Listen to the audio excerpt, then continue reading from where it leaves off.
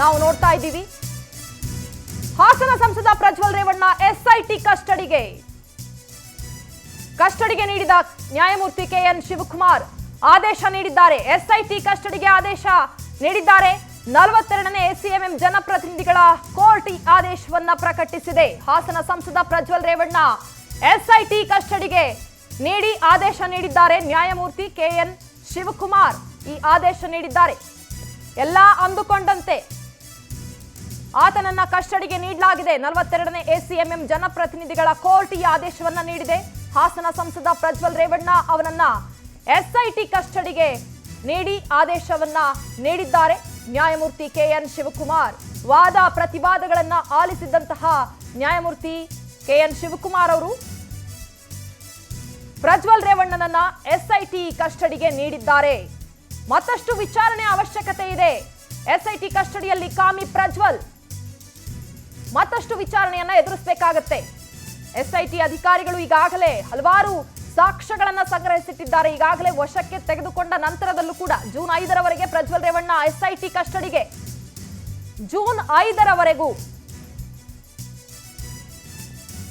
ಇವತ್ತು 31 ಇನ್ನು 5 ದಿನಗಳ ಕಾಲ ನ್ಯಾಯಮೂರ್ತಿ ಕೆಎನ್ ಶಿವಕುಮಾರ್ ಅವರು 5 ದಿನಗಳ ಕಾಲ ಪ್ರಜ್ವಲ್ ರೇವಣ್ಣನನ್ನ ಎಸ್ಐಟಿ ಕಸ್ಟಡಿಗೆ ನೀಡಿ ಆದೇಶ ಹೊರಡಿಸಿದ್ದಾರೆ.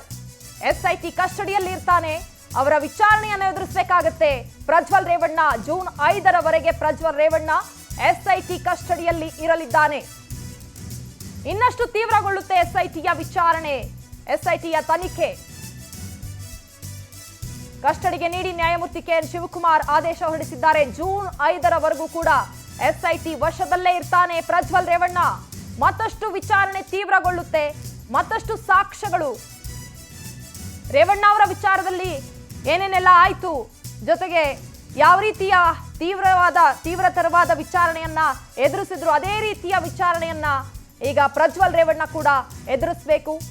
7 ದಿನ ಎಸ್ಐಟಿ ಕಸ್ಟಡಿಗೆ ಕೊಡಲಾಗಿದೆ.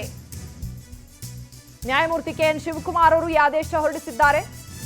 42ನೇ ಎಸಿಎಂಎಂ ಜನಪ್ರತಿನಿಧಿಗಳ ಕೋರ್ಟ್ನಲ್ಲಿ ವಾದ ಪ್ರತಿವಾದಗಳನ್ನ ಆಲಿಸಿದಂತಹ ನ್ಯಾಯಮೂರ್ತಿ ಎಸ್ಐಟಿ ಕಸ್ಟಡಿಗೆ ಒಪ್ಪಿಸಿದ್ದಾರೆ. ಪ್ರಜ್ವಲ್ ರೇವಣ್ಣ ಕಾಮಾಂಧ ಪ್ರಜ್ವಲ್ ರೇವಣ್ಣನನ್ನ ಜೂನ್ 6ರವರೆಗೂ ಪ್ರಜ್ವಲ್ ರೇವಣ್ಣ ಎಸ್ಐಟಿ ಕಸ್ಟಡಿಯಲ್ಲಿ ಇರಲಿದ್ದಾನೆ. 7 ದಿನಗಳ ಕಾಲ ಸಂಸದ ಪ್ರಜ್ವಲ್ ರೇವಣ್ಣ ಎಸ್ಐಟಿ ಕಸ್ಟಡಿಯಲ್ಲಿ ಇರಬೇಕಾಗತ್ತೆ.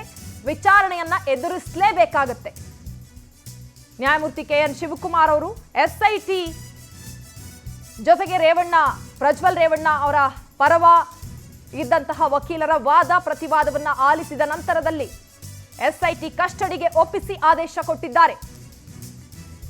ಜೂನ್ 6ರವರೆಗೂ ಕೂಡ ಎಸ್ಐಟಿ ಕಸ್ಟಡಿಯಲ್ಲೇ ಇರಬೇಕಾಗತ್ತೆ ಪ್ರಜ್ವಲ್ ರೇವಣ್ಣ.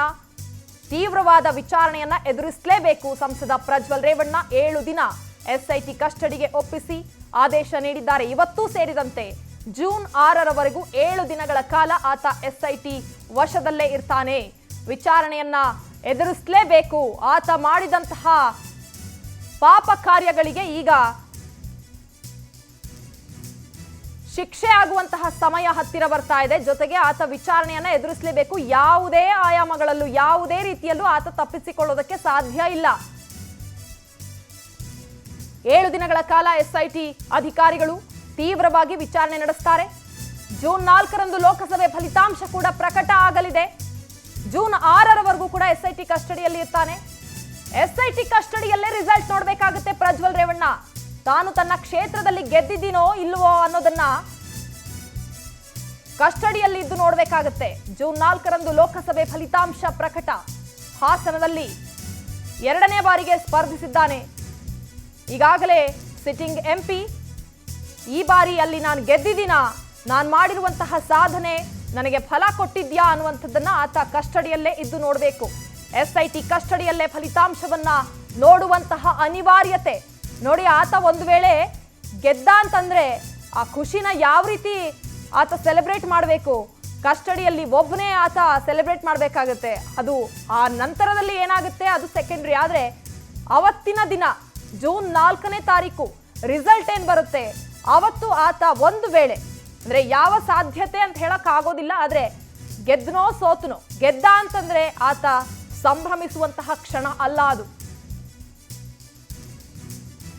ಎಂತಹ ದುಸ್ಥಿತಿ, ಆತ ಮಾಡಿರುವಂತಹ ಪಾಪ ಕಾರ್ಯಗಳ ಶಿಕ್ಷೆಯನ್ನ ಅವನು ಈ ರೀತಿಯಾಗಿ ಎದುರಿಸ್ತಿದ್ದಾನೆ.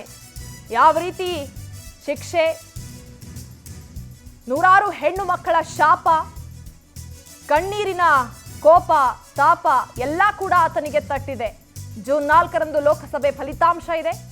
ಆತ ಕಸ್ಟಡಿಯಲ್ಲಿದ್ದುಕೊಂಡು ಆತನ ಭವಿಷ್ಯ, ರಾಜಕೀಯ ಭವಿಷ್ಯ ಏನಾಗ್ತಾ ಇದೆ ಅನ್ನುವಂಥದ್ದನ್ನ ಆತ ಕಸ್ಟಡಿಯಲ್ಲಿದ್ದುಕೊಂಡು ನೋಡಬೇಕು ಒಂದು ಕಡೆ. ಇನ್ನೊಂದು ಕಡೆ SIT ಅವರ ತೀವ್ರವಾದ ವಿಚಾರಣೆಯನ್ನ ಎದುರಿಸಬೇಕು. ಜೂನ್ 6ರವರೆಗೂ ಆತ SIT ಕಸ್ಟಡಿಯಲ್ಲೇ ಇರ್ತಾನೆ, 7 ದಿನಗಳ ಕಾಲ. ಇವತ್ತಿನಿಂದಲೇ ವಿಚಾರಣೆ ಆರಂಭ ಆಗುತ್ತೆ. SIT ಅಧಿಕಾರಿಗಳು ತೀವ್ರವಾದ ವಿಚಾರಣೆಯನ್ನ ಆರಂಭ ಮಾಡಲಿದ್ದಾರೆ ಇವತ್ತಿನಿಂದಲೇ.